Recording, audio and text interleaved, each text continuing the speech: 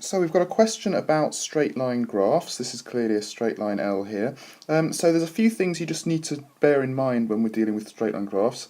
The first is the equation or the formula of a straight line, which is always of the form y equals mx plus c, where m, the coefficient of x, is the gradient, and c is the y-intercept. And m and c are values, they're constants.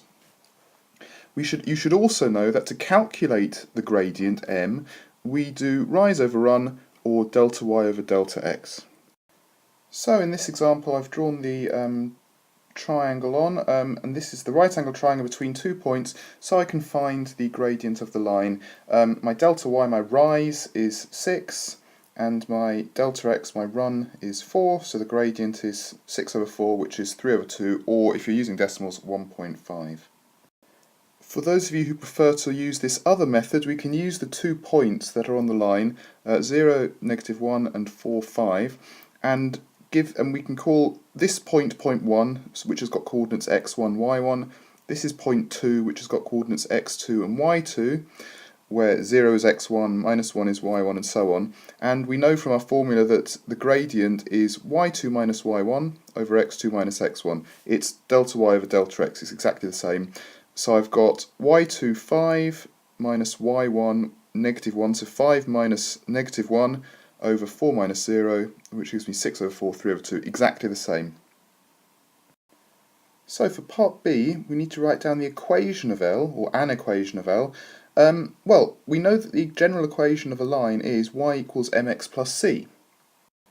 We've already calculated that the gradient is 1.5, so m equals 1.5, and we can see from where the line crosses the y-axis, this is the y-intercept, where y equals negative 1, so c is negative 1. So we can very simply put in y equals 1.5x minus 1, substituting for m and for c, and that's our answer. For part C, we have to find an equation of the line which is parallel to L and passes through this point. Well, we're going to use again y equals mx plus c, this is the general equation of the line. Then we need to say, what does this information mean? Well, this parallel to L means it has the same gradient as L, because parallel lines have the same gradient. So the gradient of this line is going to also be 1.5. As for c, well, we don't know. We haven't got any more information about that.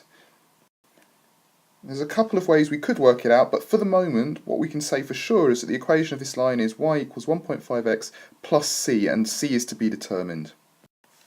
So one way of doing it is to take this other information we've got here.